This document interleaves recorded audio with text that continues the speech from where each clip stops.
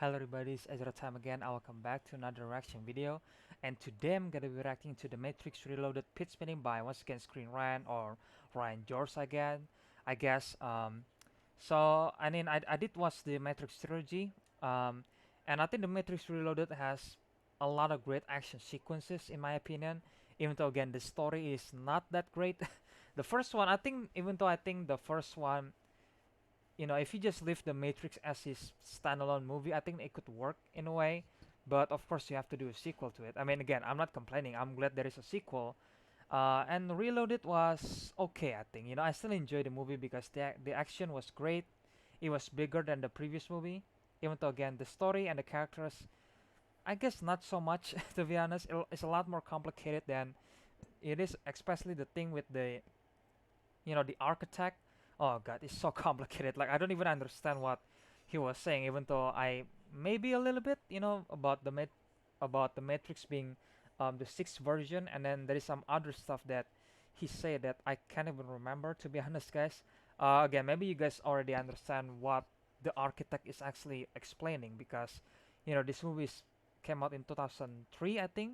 I think it was came out 6 months before Revolution because the Matrix Reloaded and Revolution was shot back to back, I think, and both was released in 2003.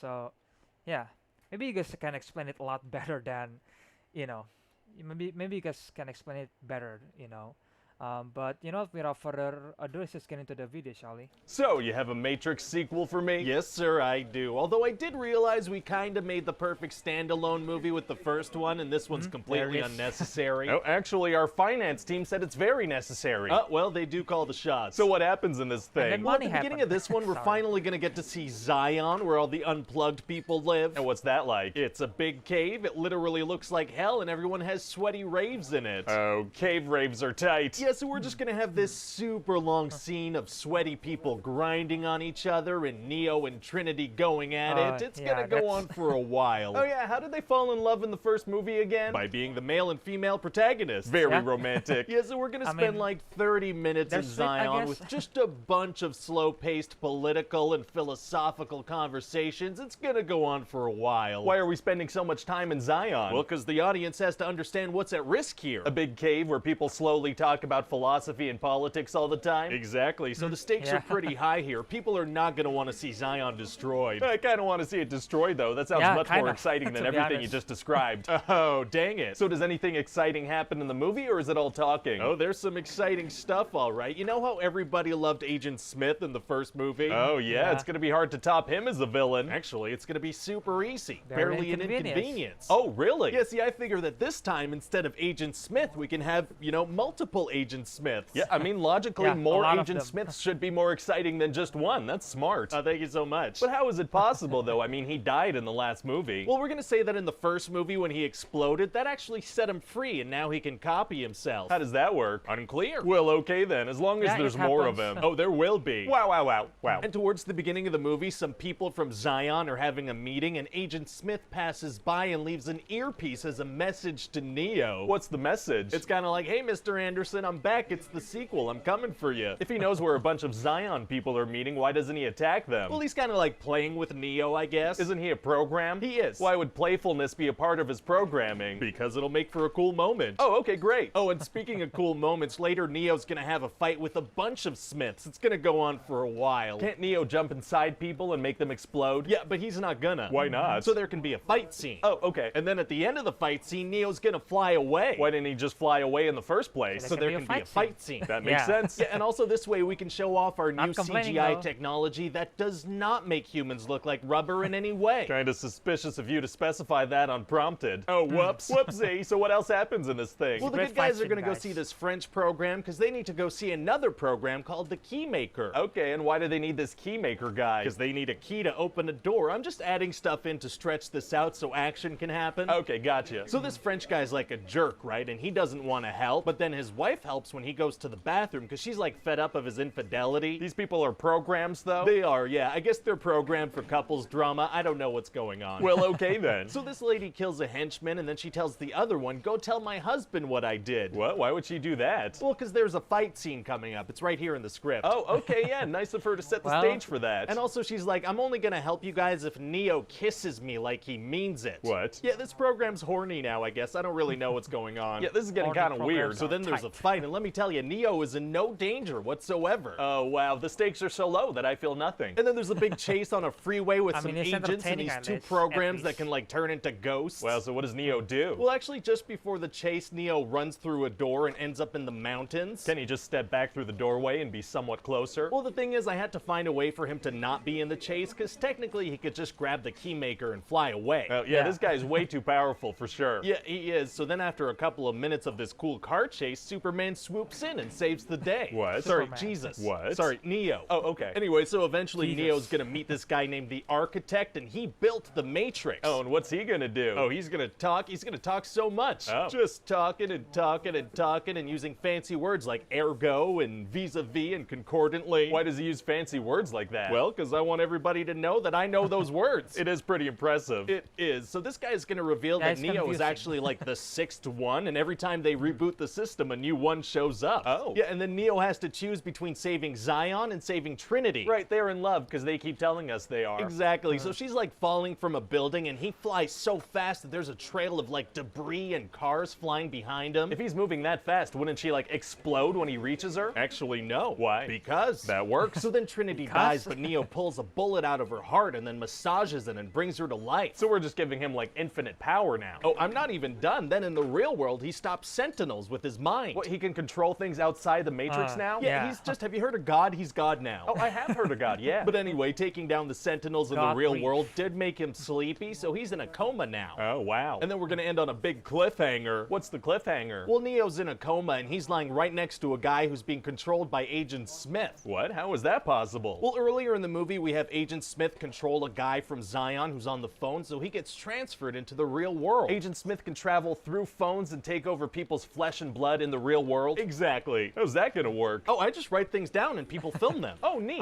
Yeah, so what do you think? Well, wait, so does anything get resolved? No, not really. I mean, the machines are making their way to Zion, but there's like a whole other movie for that. Oh, okay, yeah, this does sound like a solid part 1. Right, well, technically it's part 2. Of course, but also absolutely not. Right. But anyway, as long as we have Keanu Reeves doing some cool stuff, I think people are gonna be happy. Oh, they will. I can't see Keanu getting much more badass than this. John Wick is coming. Hey guys, it's Ryan here. Hope you enjoyed that pitch meeting. We have a ton of these on the channel that you can check out. You could also leave me a comment down below letting me know what other movies you'd like to see pitches for. Don't forget to like, comment, subscribe, share on Facebook and Twitter, spread it around. And as always, check back soon for a new pitch. Bye-bye. Bye-bye. So that was the Matrix Reloaded pitch meeting, guys. So yeah, like I said, I do enjoy the movie. I thought it has a great action, obviously. The action was way better than the first one, but the story again it suffers a little bit. And then there is some, especially again, the scene with the Architect was actually confusing. And there is actually, oh god, he says a bunch of words that I don't even understand, you know. And then the thing with Agent Smith is actually taking the, bodies of Bane. I think that was his name. I don't know. I mean, there is no way you can explain that. It's like, okay, he takes over Bane and then he gets transferred to the real world, and then all of a sudden he controls his mind. I guess that's how it works. I don't know. There is no clear explanation for that, but again, it's entertaining. Who cares? And the fight scene with a bunch of Agent Smith, against Neo. I thought the fight was really, it was really entertaining in a way.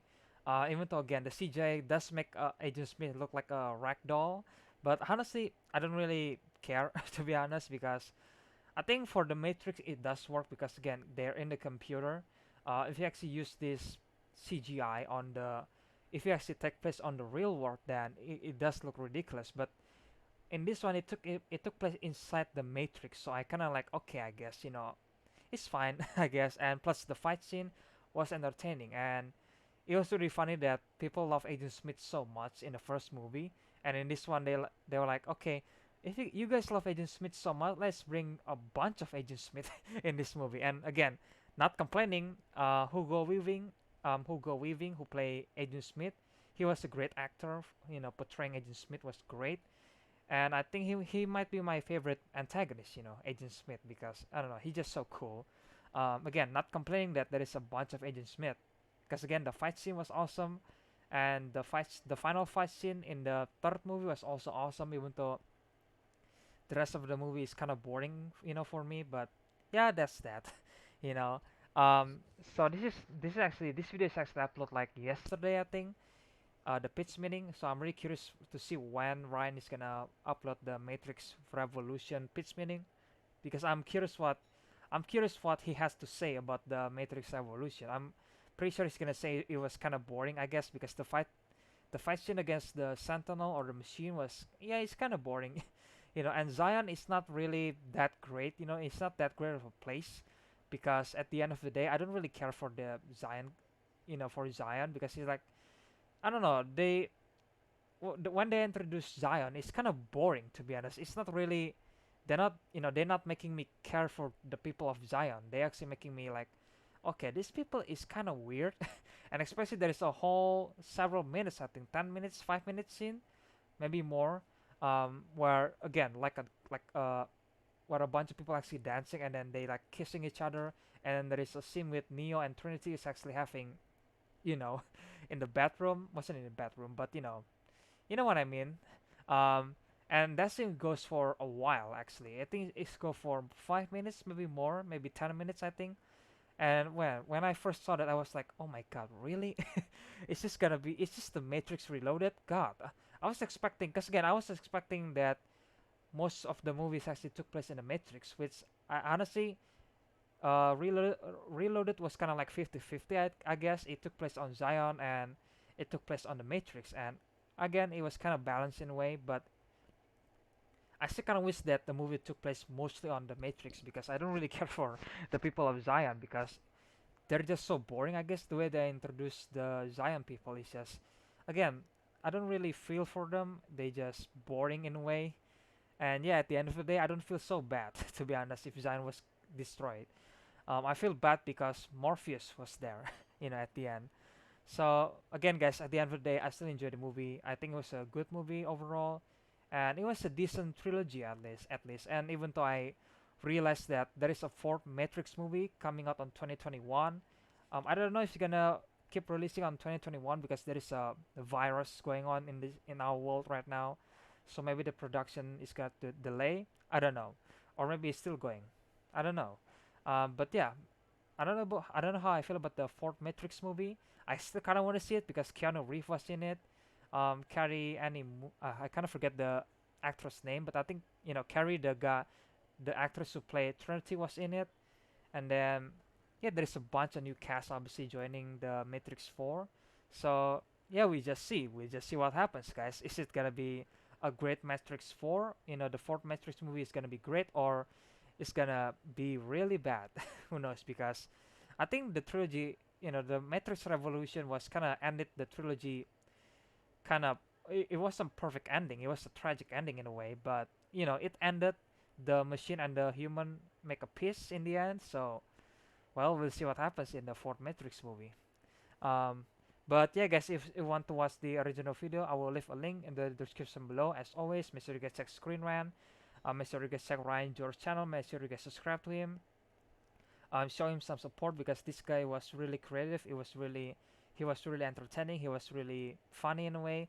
So make sure you guys subscribe again to Ryan George channel. Show him some support.